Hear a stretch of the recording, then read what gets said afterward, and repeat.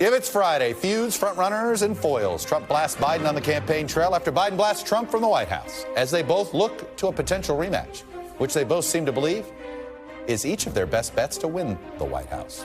Plus, former Vice President Mike Pence testifies for a federal grand jury investigating former President Trump's efforts to overturn the 2020 election, as Donald Trump meets with a January 6th defendant while campaigning in New Hampshire. And Russia bombards central Ukraine with its largest missile attack in nearly 2 months, targeting Kyiv, pummeling civilian homes and infrastructure, as Ukrainian forces prepare for a major spring counteroffensive that's due to start any day now.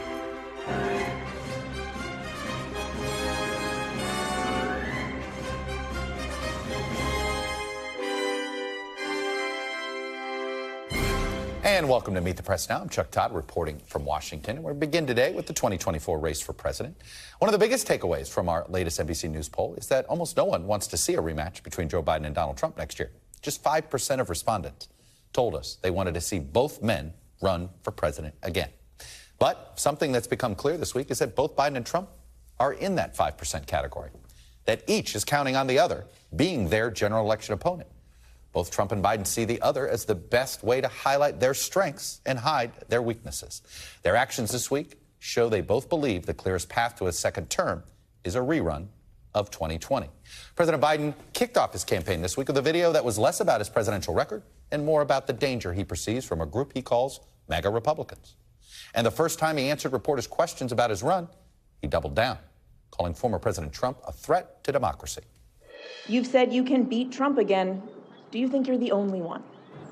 I may not be the only one, but I know him well, and I know the danger he presents to our democracy, and we've been down this road before.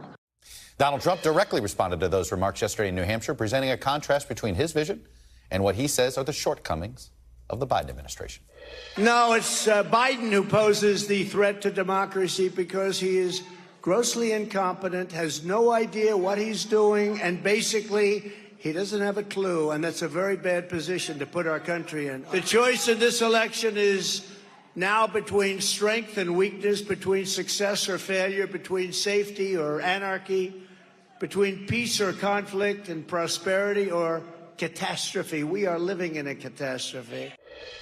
Trump, of course, has to get through a Republican primary, but he is the clear frontrunner, and he's already looking to the general, hinting this week that he might skip primary debates against his fellow Republicans.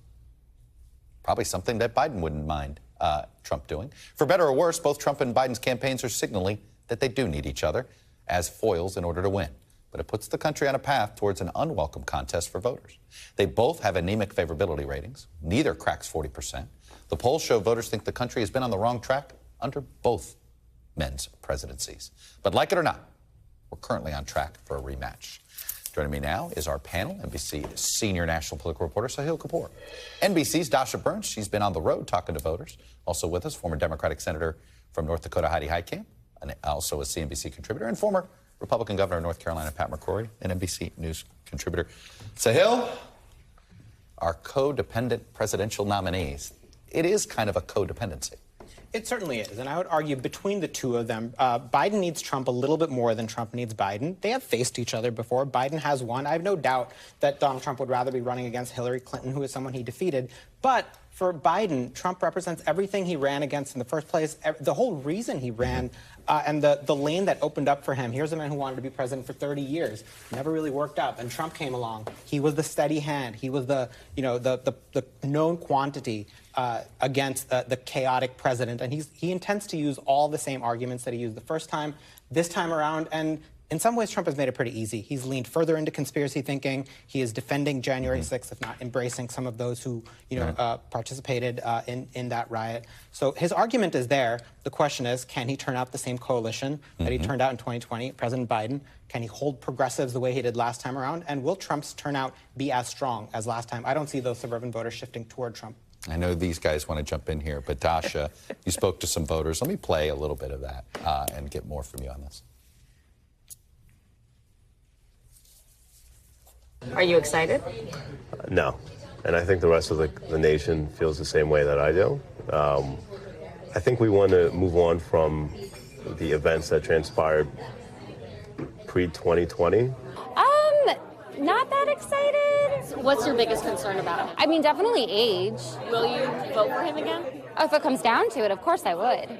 If it's Biden versus Trump, what do you do? Jump off a bridge? I don't know. It's a really tough one. It feels bleak. It really feels bleak. There's no, it feels like a lesser of two evils situation. You know, Dasha, I haven't covered a presidential election other than once where I felt like the supporters were excited about the candidates they were supporting. Obama and McCain got there, where McCain acolytes loved McCain. Obama acolytes loved Obama. It was kind of an outlier. Chuck, these voters are saying, please, please don't make us do this again. Don't make us do this again. I mean, what Sahil was just saying, like, Biden's going to make the same arguments again. It's going to be a replay again of the election that got people pretty darn depressed in this country. And younger voters especially are so, they just can't believe that that nobody wants to see this matchup, and yet this is where we are. And you heard from Mo there, one of the voters. He was really interesting. He's an independent. He voted for Trump in 2016. He voted for Biden in 2020 because he said he was very unhappy with Trump. He felt like the country lost itself under Trump, he said. He's not happy with Biden. He told me that he would consider voting for Biden again. Trump was an absolute no. He said January 6th, shut the door on Trump. But if it was Biden versus DeSantis, that would be a different story. He opened his mind a little bit. Yeah. You know, it strikes me, Heidi, one of the ways I've described this is that almost both parties are acting like we're on a wartime footing, and you've got to stick with the generals that you have, maybe not the leaders that you want. Yeah.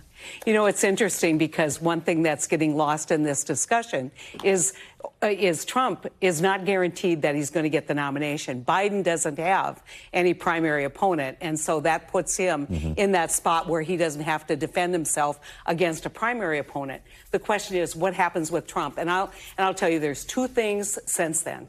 January 6th, which is that freedom thing that Biden's talking about, and Roe v. Wade being overturned. Those were not the reality when they ran in 2020. Those are huge problems for Donald Trump. And so, you know, I think the one thing, and this will probably get me in trouble, I think the one thing that can happen as a result of this lack of enthusiasm is third-party candidates will see a real opportunity to step in. Well, look, Pat, you're toying in this world with no labels. You've been very upfront about it. There's a lot of certainly Democrats who think that any third-party candidacy is more of an asset to Trump, and there's a panic about it. But I get the vacuum that's being created here. I mean, that voter, you saw that voter. I mean, I know you're thinking, I'd like to talk to that voter and figure out, can we come up with a ticket that should support? Well, it's an embarrassment. It's an embarrassment because if these were the only two people being put up for the Charlotte Rotary Club presidency, we'd go, can't we do better? We're talking about the president of the United States. And I really, that's how people feel. Yeah. And I do believe if there's ever an opening for a third-party candidate, this would be it. Now, I don't think we'll know for a while. I don't think we'll know really until after Super Tuesday. But after Super Tuesday, we'll know, are these the two candidates that the parties are selecting for us when they know the majority of the American people don't want either one of them? It's shocking. But I guess, Sahil, I just don't buy that. I just think our politics are so pugilistic. I've accepted the premise that no matter who ends up the leader of the party, within 3 weeks, they become a caricature of what the other side wants that person to be seen. Right, and there's negative partisanship. You're voting against someone more than you're voting for someone in this day and age. You see the popularity numbers, which is why, you know, our polls found that 70% of Americans don't want President Biden to run. We all know a huge portion of that 70% would still vote for him if the alternative is Trump. I'll go a step further. We know a majority of Democrats don't want him to run again, yet he's still getting 65% in primary polls. Exactly. So these are people that don't want him running again going, well, he's the bulwark. All of these voters I talked to all said, if it comes down to it, I'm going to go out and I'm going to vote for him. So he still has that. But he's a bulwark. He's not they're not voting for him. They're voting against that. Right, and there's plenty of political science research that shows that negative partisanship entrenches the two-party system. In theory, you can look at the unpopularity and say there's an opening for a third-party candidate. The opposite is true. I think you're voting against someone, and you're more intensely voting against someone. And you want to make sure when you're voting against someone that someone beats them and that you don't divide that vote. You've experienced this more. I mean, in some ways, right? Partisanship is probably why you didn't win a second term. Well, absolutely. Yeah. I've told everybody the first time I ran, 22% of Republicans in my state would vote for a Democrat. The second time I ran, it was 4%. And so people have picked a team. And you didn't change your views. Right. You still were voting in that sort of the same centrist way. And, you know, so Aaron Rodgers isn't with the Green Bay Packers anymore. Guess what? There's still going to be Green Bay Packers fans. I mean, they pick a team. They stick with them regardless of who's leading the team. It's almost as though we're in a gerrymandered presidential race because all they're doing is, it used to be only congressional races were deemed to be, you have to win the primary to win the general. I mean, because the general's over.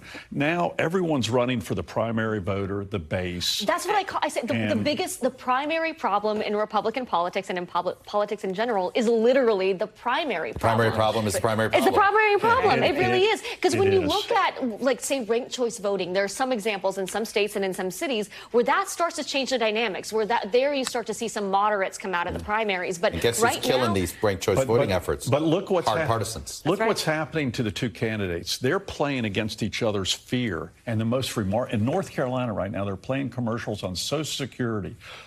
Biden against Trump being against Social Security, and then Trump running commercials against DeSantis on the same fear of Social Security, knowing, by the way, that Social Security is in trouble in 7 to 8 years. Donald Trump literally changed the rules, though. He did. In 2016 was the first time you saw people run to get their base and then come to the middle.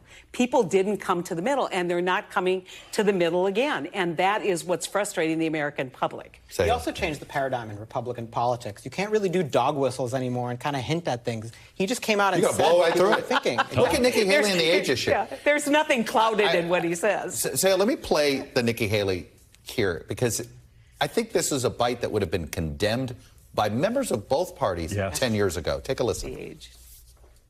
He's announced his, that he's running again in 2024. And I think that we can all be very clear and say with a matter of fact that if you vote for Joe Biden, you really are counting on a President Harris, because the idea that he would make it until 86 years old is not something that I think is likely.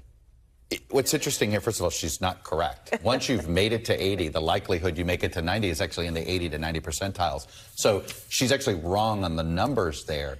But the direct hit, the fact that we have no political etiquette anymore in politics, Sale. We just don't. She's saying what a lot of Republicans are thinking, and she sees the writing on the wall. Donald Trump has changed the game to win these voters. It helps to be brash in a way that'll hurt you in the general election. That might hurt you with other candidates who you might want to dog whistle to in a primary and message to differently in a general election. I think she's seeing that, and she's not going to go all full January 6th QAnon like Trump is. Right. And I'm curious, maybe this is a question for Pat. Do you think the January 6th issue comes up in the primary? Why are Republican candidates so reluctant to go after him on it? They're afraid of the base because the base is blinded by January 6th, and they don't think there's equal treatment. I think they're wrong.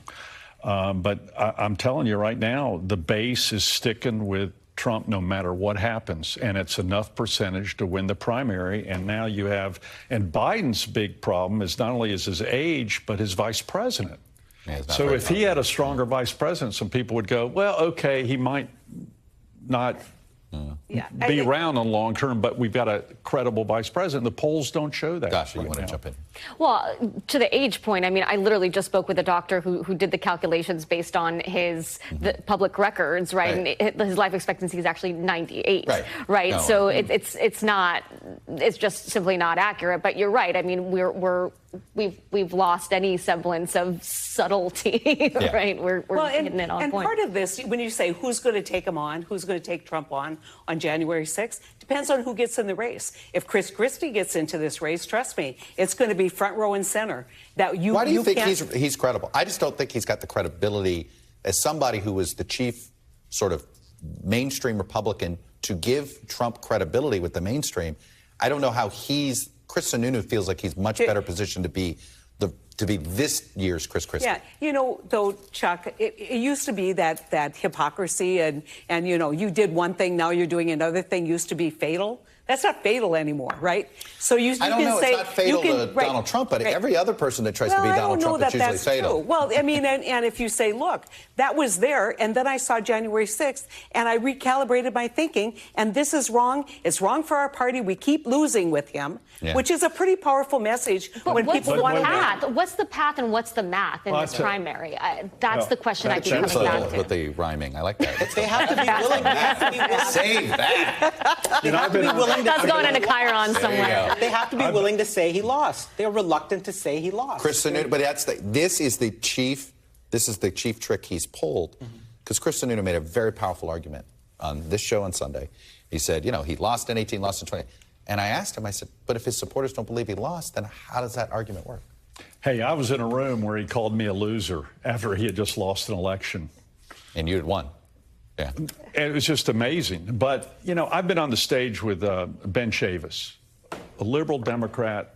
I'm a conservative Republican. We're showing that we can work together and have civil conversation. I'm convinced, I'm an idealistic guy, that people are looking for civil conversation. We're seeing now with the debt issue, we're seeing with some other issues, that the people who are more worried about their primaries, including the president's, are not wanting to come together and solve the problems that we have to solve for the next generation.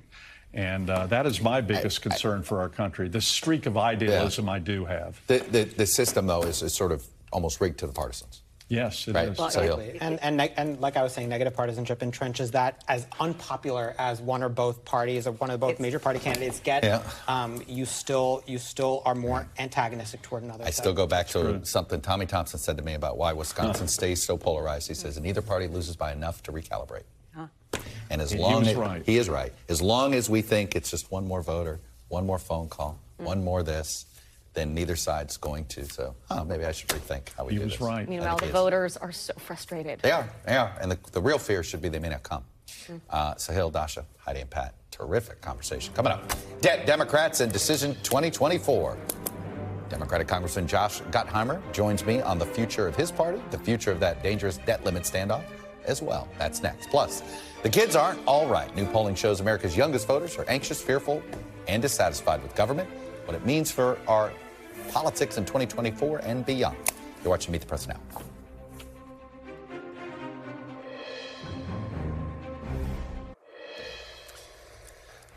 Welcome back. Right now, neither side is budging. The clock is ticking on a potential economic calamity in the coming months if House Republicans in the White House aren't able to come to an agreement on raising the nation's borrowing limit to avoid a government default. The Biden administration today reiterated its opposition to House Speaker Kevin McCarthy's proposal that passed the House on Wednesday. That would pair an increase in the debt limit with across-the-board spending cuts. The White House is demanding a debt limit increase with no strings attached, and they say that their position is non-negotiable.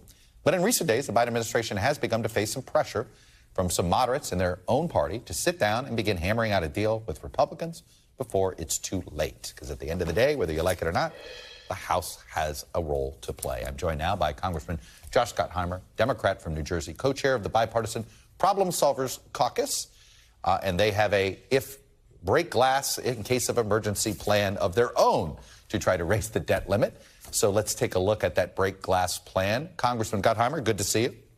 Nice to see you. Thanks for having me. So, you know, the basics of your plan seem like a reasonable way to punt, if you will, for 6 months. Is that the best we can hope for? Well, listen, I think, as you just said, it's a break glass. What we can't afford, as you know, is going off the fiscal cliff and sending our economy and our savings and our reputation in the world into complete free fall, right? That's unacceptable. So what we've presented is, if we're facing that and literally we can't get folks to talk and figure and work this out, here's a way that we can get some more time to actually work through some of our long-term fiscal health issues and suspend the debt ceiling so that we don't default on our debt. And it's unacceptable to even ponder that. Look, I know you have the handful of Republicans that are a member of the Problem Solvers Caucus that are ready for something like this. But have you talked to anybody in leadership? Have you talked to anybody on the Republican side of leadership that you think at some point they'll at least not stop an idea like this?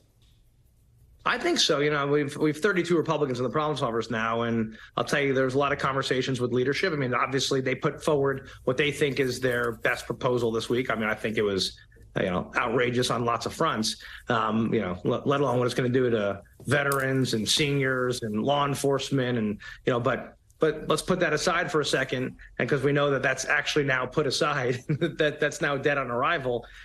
We got to get back to the table and figure out what we are going to do. And that's what I think a lot of us are pushing for is everyone's got to sit down and the White House with Senate leadership and House leadership and figure out a way forward here. You can't wait to the last minute. We can't afford to be downgraded. And we certainly can't afford to default. So I think our plan is one way out. I hope they utilize that, and frankly, whatever they think is the best way forward that does not lead to a default. I understand the political line that the White House wants to draw on this when it comes to, hey, we don't negotiate over this. You did it. At the end of the day, is that a sustainable position to hold? Well, I think it's fair to keep saying we're not going to mess around and negotiate with the debt ceiling and the debt and the full faith and credit of the United States. I think that's a reasonable position. I think most Americans and people in business all around the country would agree with that, right? It's our credit card bill. You got to pay your bill. I think what has to happen is to sit down and talk about longer term fiscal health and debt and deficit. That is a place where I think the country wants us to come together and talk about. So, it's a little semantics at this point, right?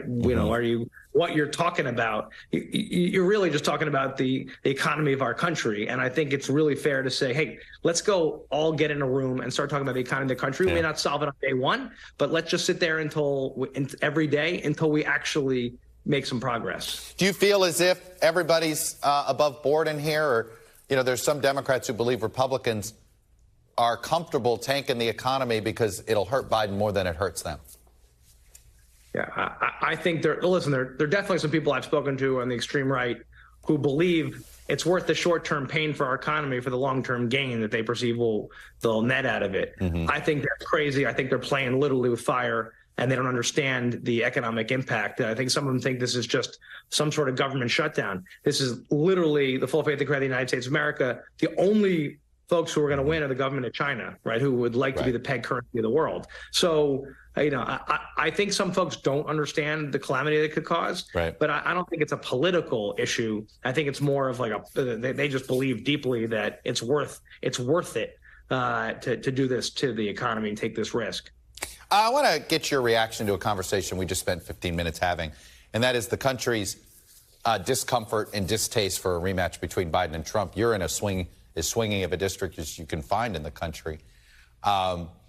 Is this a district that is divided because there's no moderation, or you have half that love Biden and half that love Trump, or do you have a district that sort of represents this poll finding that we found where really only 5% of Americans want to see both men run? I'll tell you this: they don't want to see Trump run around here, and they certainly don't want more extremism. And I've been talking to a lot of folks about it lately, and what I hear back is on President Biden, we start for what you immediately pivot to look what we got done in the last 2.5 years, and it's a much better it immediately becomes a much better conversation, because you think about whether it's the infrastructure bill or the CHIPS bill or the veterans legislation or the common sense gun legislation. You start ticking through actual accomplishments, which, by the way, would make up any presidential campaign. And suddenly, I think people have a different tune about the experience and just the civility and calm that President Biden brings to the equation. And so it's funny how once you go into that, people quickly perk up in a different way. And I think that's a good argument. Going back to Trump gets an immediate, thumbs down from Republicans that I talk to, from lots of moderate Republicans. They say absolutely not. There's no chance. And I'm in a suburb, right? And I think we saw that in suburbs. It's interesting to me that you say that when you start talking about what you got done during the first 2 years, that works with voters, because that is not the reelection announcement I saw from President Biden, right? They really are leaning more into the danger of another Trump term.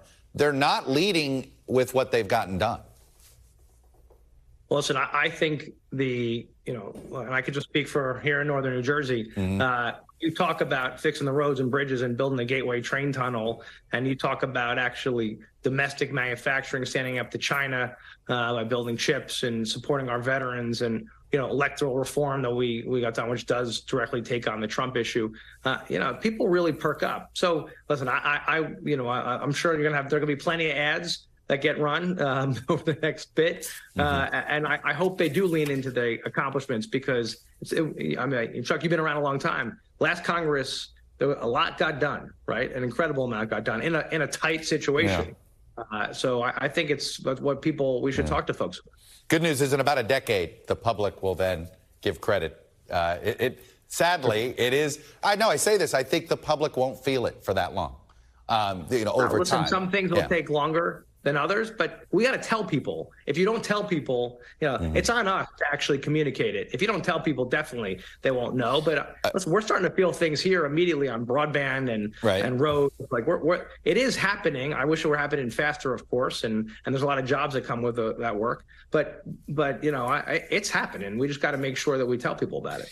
Very quickly, I know you're on some committees where this matters. The First Republic situation right now, the likely failure of that, the inability to find a buyer. Do you view this as continued systemic risk, or is this simply a situation that's more unique to this bank?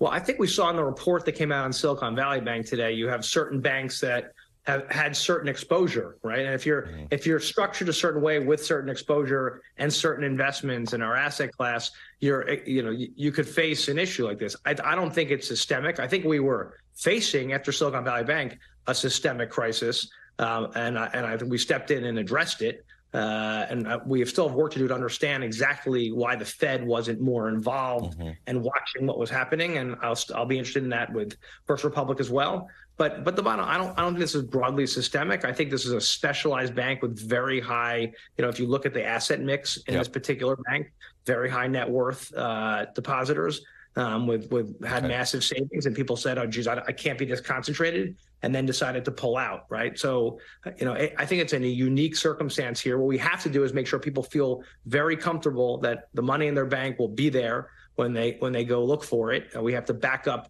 deposits. We got to watch very carefully on social media and these immediate runs. So we got a lot of work to do, but I believe this is not a systemic issue on this one. All right. Congressman Josh Gottheimer. Thanks. Thanks, Chuck. Democrat from northern New Jersey, representing, like I said, one of the swingiest swing districts in the country. Thank you, sir. Up next, Trump's legal troubles continue to pile up. Former Vice President Mike Pence appears before a federal grand jury. We're going to dig into what it means for that investigation, into Trump's role in trying to overturn the election. You're watching Meet the Press now.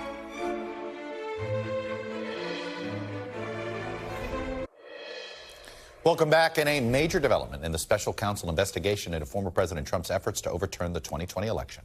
Former Vice President Mike Pence testified before the grand jury yesterday. That's according to a source familiar with the matter. Pence, of course, was privy to many events leading up to the January 6th insurrection, and he was whisked out of that chamber that day as some rioters were calling to hang him. Pence was subpoenaed by the special counsel back in February. And last month, the judge ordered him to comply, though providing him with some protections. Trump, meanwhile, was speaking at a campaign event in New Hampshire yesterday afternoon when news of Pence's testimony first broke. NBC News' Jonathan Allen got his first reaction to that news. Take a listen. What do you think of Mike Pence testifying today? Oh, I don't know what he said, but I have a lot of confidence in him. Fascinating statement there. Pence's testimony adds to the list of Trump legal headaches, which this week also included a civil trial in New York, as columnist E. Jean Carroll testified in her sexual assault and defamation suit against Trump. Joining me now is former U.S. Attorney and senior FBI official Chuck Rosenberg. He's, of course, an NBC News legal analyst. So, Chuck, let's start with the singular importance of Mike Pence as a witness if the special counsel is looking into crimes involving the former president. Where would you rank Mike Pence's importance as a witness on whether it's, getting in the way, either inspiring the insurrection or getting away of the certification of the presidency? At or near the top of that list, Chuck. And let me explain that. When you're trying to prove a case such as this, the former president's intent matters a lot. Now, he's not the only subject. I assume there are others like John Eastman. But you want to know what they did, why they did it, and whether they did it intentionally. And so those witnesses like Mike Pence, who spoke directly to the former president or who spoke directly to John Eastman, are going to be very important witnesses. Not the only witnesses, but important witnesses. And we also know, if past is prologue, that you talk to the minor witnesses first, the less important witnesses, the ancillary witnesses, and you save the big ones for last. And that seems to be what is happening here. Oh, so this also, timeline-wise, this tells you a charging decision is coming. Either a go or no go is got to be closer than we think. Well, we're closer to the end than the beginning, but with a caveat, Chuck. Okay. Sometimes you talk to minor witnesses A, B, and C, and then you talk to major witness D. But you learn something new, and it makes you go back and talk to A and B again. And so it doesn't mean we're at the very end. It just means we're closer to the end than the beginning. And it doesn't only mean that they face a charging decision regarding Mr. Trump. Like I mentioned earlier, there are other subjects here, too. So we don't know who's going to be charged or when they're going to be charged or what they're going to be charged with. But closer to the end, absolutely. Do you think that Jack Smith could get Mike Pence to testify on the phone conversation? I mean, there's this phone conversation, we know, between President Trump and Vice President Pence on the morning of the 6th. We know that it was heated. We know a lot of things about the reaction to the call. We don't know what's said specifically on the call. Is it your understanding that the agreement that forced Mike Pence to testify, does he have to testify to the contents of that call or not? Yeah, that's my understanding. That makes sense to me, Chuck. Unless it's precluded by some privilege, speech and debate clause or executive privilege, or some other privilege like the Fifth Amendment, which I don't see pertaining in any way to Mr. Pence, yeah, he would have to answer honestly questions about that conversation. And going back to what you and I just discussed, it's those conversations between Mr. Pence and Mr. Trump that help illuminate intent. So I don't see a reason why he wouldn't be asked. I don't see a reason why he would be permitted not to answer questions about that conversation. And I imagine that it would be very important. Look, to a determination, right? I mean, one way or the other, it's going to be important to the determination that prosecutors make. It doesn't mean necessarily they're going to charge. Right. But that's what they need to know in order to make that decision. If he makes a charging decision involving January 6th that involves former President Trump, what is the most likely charge? Well, right. So they're looking at different theories of crimes here. One would involve false slates of electors, which could be a fraud on the United States government, a crime, or a conspiracy to commit that crime. Others might be fundraising that appears to have been done off of the stolen election lie. So hard to know exactly what they're going to charge and who they're going to charge, but we do know that that seems to be the focus, right? This effort to overturn a fair and free election through fraud. Right. And by the way, Chuck, in my view, that's an extraordinarily serious crime. And so I hope prosecutors are taking their time. They seem to be. And that's a good thing, not a bad thing. I'm curious when it comes to intent. The former president has a fascinating way he uses words. And while he expressed very public sympathy with the insurrectionists, is that enough to prove intent? If that's all you had, I'd say no. But that's why these conversations illuminate intent and become so much more important. And by the way, it's not just what Mr. Trump says that helps to illuminate his intent. It's what people told him, right? I mean, if I told you certain facts, then I can presume that you know them, even if you don't repeat them faithfully, Chuck. The fact that you've been told certain things helps to illuminate your intent. So conversations are two-way, and that's why you want to talk to everybody involved. And the more people who had conversations like that with Mr. Trump or Mr. Eastman or whoever the subject may be, and the more they explain to the grand jury both ends of the conversation, the more you can help to illuminate the intent. Chuck Rosenberg, NBC News analyst, former U.S. attorney, senior counsel over at the FBI as well. Always good to get your expertise. Thank you, Chuck. You bet. After the break, another night of Russian terror. That's how President Zelensky described Moscow's latest bombardment of some central Ukrainian cities. We'll have the latest from our own Ellison Barber, who's on the ground in the city hardest hit by the deadly attacks. Here's what the scene looked like just hours ago. This residential apartment building, it was hit directly. A missile slammed into the side of this building. The death toll has just continued to rise throughout the day. Among the dead, we know, are children. Welcome back. Early this morning, Russia launched a large-scale missile attack across Ukraine, firing more than 20 missiles and 2 drones. In the central Ukrainian city of Uman, rescue workers searched for survivors after a 9-story residential building was struck. Officials say 23 people, including 4 children, were killed in the attack. And in Kyiv, air raid sirens were heard for the first time in weeks. Officials say it was the first time since early March that the capital was targeted by Russian missile strikes. Joining me now in Kyiv is NBC correspondent Ellison Barber. And Ellison, I know you got a lot to report here. I am curious, has the Ukrainian government, do they have an idea as to why last night was a missile bombardment night? Is this in anticipation of a new push by the Russians? Is this about the counteroffensive that they know is coming from the Ukrainians? Is there any specific thing that this last night's bombardment is connected to? So Ukrainian officials haven't specifically commented on that, but the speculation seems to be that this is spurred in part by the fact that you have had more senior military officials talking about where they believe the Ukrainian forces are in terms of launching that highly anticipated spring counteroffensive. Just in the last 24 hours, the defense minister here in Ukraine said that forces are increasingly prepared to launch that counteroffensive and try to take back some of the territory controlled by Russia. Look, Russia has not had a lot of progress in recent months. The fiercest fighting has been in the east, in Bakhmut, and the front line, it has barely moved. It's been inches, if at all. So Russia has been in this position where they are using a lot of resources, be that troops, equipment, and they're not getting a whole lot done. This was the largest missile attack on the country in about 2 months. And for a lot of people, it was a reminder that it doesn't matter where you are in this country, that right now, nowhere is safe. And one of the people we met when we were at the scene in Uman explained that to us. She has fled different cities, and still this happened where she lives now. Wow. Listen. Is anywhere in Ukraine safe? Nowhere. I moved a lot since the war started. I moved a lot. I've been in Irpin, where my husband's parents live. I've been in Kyiv, I've been in Odessa, and now I moved to Uman, and nowhere is safe.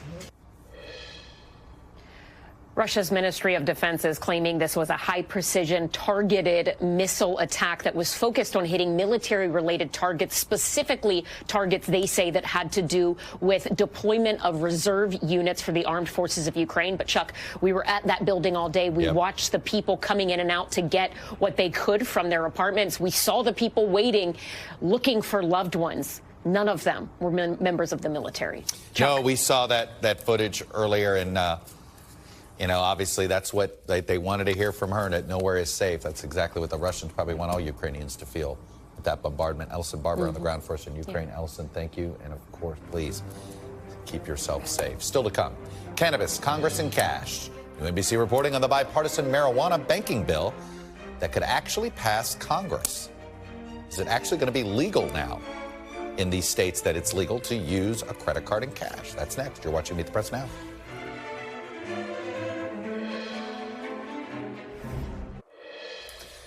Welcome back. Late last week, Delaware became the latest state to legalize cannabis for recreational use. In doing so, the governor is actually allowing legal and regulated market for marijuana in the state. And while Delaware residents can now seek a license to sell the drug, cannabis remains illegal under federal law, and that means owning a cannabis business comes with some severe financial red tape. Our own Julie Sirkin has more on how some dispensaries have been navigating this odd issue. The last best place is probably the last place you'd expect to see this. Dispensaries and grow houses dotting Montana's stunning landscape. This is in Ruby Red, Montana, where last year 57% of voters moved to legalize recreational marijuana.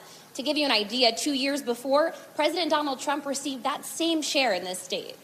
Today, 22 states and the District of Columbia have legal access to cannabis. But the lack of federal legislation is leaving small dispensary owners with big problems. This is one of the highest testing strains in Montana. Elliot Lindsay is the owner of Bozeman-based dispensary Grizzly Pine. We need to move past the conversation about whether or not cannabis exists or should exist and move towards a regulated industry that is normal. Even legal cannabis businesses are anything but normal. Every week, Elliot drives hours in an unmarked van to deposit cash at one of the few banks willing to work with him. As a dispensary owner, he can't access most major financial institutions or take credit cards, since selling marijuana is still against federal law. We have been fortunate enough to find a local credit union. Elliot's careful not to ruin his relationship with a local bank that keeps his business compliant with the law. Is there anything else that you as a cannabis business owner have to deal with that other businesses don't? Oh, man. Yeah, there's a lot that we have to deal. Yeah, there's a laundry list. You said you had a peach card, correct? Operating a legal dispensary is expensive, even after purchasing a license. I don't know that there's a whole lot of consumer-based businesses where you would be required to wear a badge like this one. Owners could face hefty fines for failing to follow strict rules amid unscheduled inspections from state authorities. Since cannabis is still a Schedule I drug, legal dispensary owners don't qualify for tax exemptions like traditional businesses. Gallatin County Sheriff Dan Springer backs federal legislation that would give marijuana businesses access to banking services.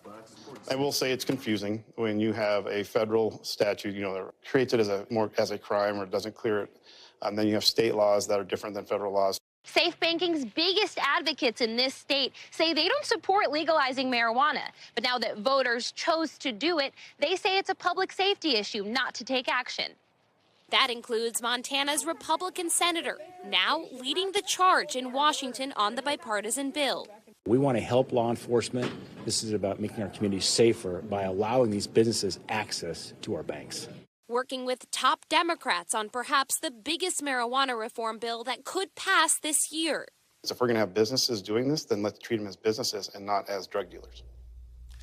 Julie, I got two questions for you. One is small Montana politics question, and I'll do that second. But the big question is, the law they're seeking to pass here, is it creating a workaround the issue of marijuana being a Schedule I drug, or are they actually going to reschedule it? No, this has nothing to do with descheduling the drug, and that's one of the big issues from basically hamstringing Congress from going even further. Safe banking is essentially just a public safety bill, but it's one that would essentially remove any penalties or red tape around big banks from working with cannabis businesses, and it makes that process more streamlined. And in politics, sometimes who gets credit for a bill matters more sometimes than whether the bill gets passed. I have understood there's a little bit of a rivalry between Daines and Tester about who would get credit for this, and it actually could blow the deal up. What's going on? That's super interesting because actually this week, totally unrelated, but the Senate failed to pass a research bill that was sponsored by Senator Tester that would essentially direct the VAs to to do research on medicinal cannabis and whether that would affect veterans positively in terms of PTSD and other issues. That bill failed. Senator Daines voted against it, and that was viewed as a major setback from the marijuana advocates and that industry on what can actually pass in the future. So super interesting question there, Chuck. Yeah, no, there's definitely, I think, a little 2024 campaign politics going on there. Julie Sirkin with some terrific reporting there. Julie, thank you. Let me turn now to the debate over abortion access in America. This week, two Republican-led state legislatures tried to and failed to pass strict anti-abortion laws. In Nebraska, a bill that would have limited abortion access to 6 weeks of pregnancy failed to advance out of the state Senate. Remember, they're the nation's only unicameral legislature. Everybody's a senator, and it failed by a single vote. And in South Carolina, the state Senate struck down a bill that would have banned almost all abortions after it already had passed the House. The effort to defeat the bill was led by five female state senators, including 3 Republicans. Abortion, of course, is shaping up to be a key issue nationally in the 2024 election cycle. It's already brought voters, including young voters, out to the polls in races like that Wisconsin Supreme Court election earlier this month, where it was clear young voters showed up in such big numbers that Dane County outpolled Milwaukee County, even though Milwaukee County has a bigger population. Dane County, the home of the University of Wisconsin at Madison. A lot of young voters are tuned into this specific issue, as well as the election. In Harvard's biannual youth poll released earlier this week, 2/3 of young people said they are likely to vote in 2024. John Della Volpe, who is the director of polling at Harvard's Kennedy School of Politics and also an NBC News contributor, joins me now. John, how I look at this, when you look at the Democratic coalition that President Biden's trying to put together, where would young voters be if abortion wasn't viewed to be on the ballot? Yeah, well, we know that young voters are a critical component of the coalition. Mm-hmm. President Biden would not be in the White House without them. Right. And we also know that what has animated young voters, even before the Dobbs ruling, Chuck, is this concern about losing basic fundamental rights. Mm-hmm.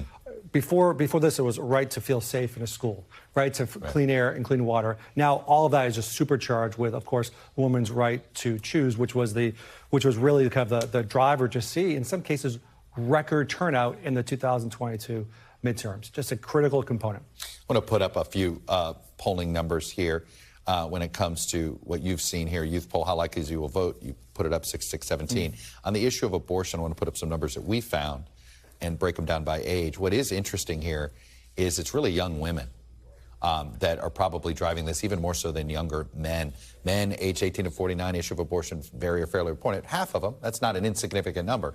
But women who are more directly impacted by this, I mean, it's 71%. You might be surprised it's that low.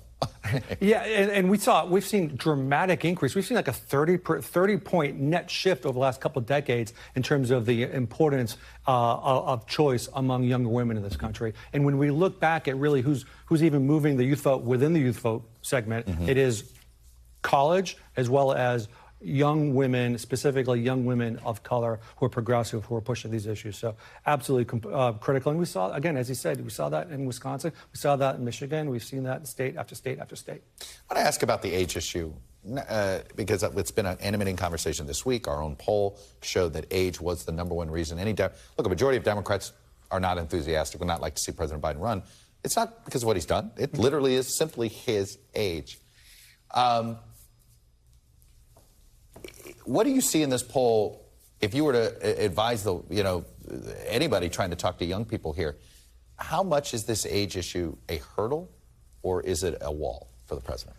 I think when we speak to young people, they are more concerned, Chuck, about what government can do, again, to protect these basic rights that they feel are under attack. And what we found is the younger people who are paying closer attention to the news, they have far better responses when we ask questions about President Biden. So I think, listen, he was 3 years younger 3 years ago than he is today, and he got more young voters than anyone in the history of this country. And he went from a third at the beginning of the campaign to 2/3 favorable at the end of that campaign. And I think that this is a more pragmatic generation than we might appreciate. At the end of the day, it's about choices.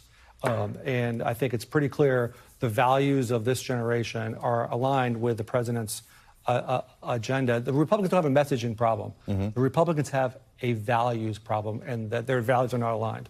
I was just going to say, if you were talking to the RNC, I mean, this looks like it's like an impending cliff that Republicans are about to walk off if they're not careful here. And yet we've seen these predictions before, and as people get older, they suddenly become, small c, more conservative.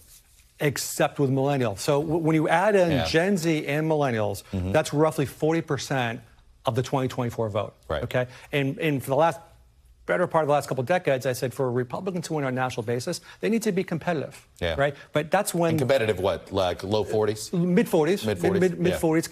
Keep the Democrat below 60. But that's not the case anymore when we got 40% of the electorate feeling that way. So you think it's more possible 40% of the electorate will end up voting Biden by more than 60% of the vote? I don't know if 40% will go that high, but what we saw in this country through your polling, which has been excellent, as well as what we're seeing from other Western democracies, that millennials are the first generation, Chuck, where they've become more progressive, not less progressive, as they've aged. Is that due to the troubled? I wonder if it's due to the issue of capitalism. I think that there's a lot to unpack. They there. were hit with the financial impact in a way that other generations haven't been. John Delavolpe, always good to catch up with you. Good to see you. We'll be back Monday with more Meet the Press Now. If it's Sunday, it's Meet the Press on your local NBC News station. Thanks for watching our YouTube channel. Follow today's top stories and breaking news by downloading the NBC News app.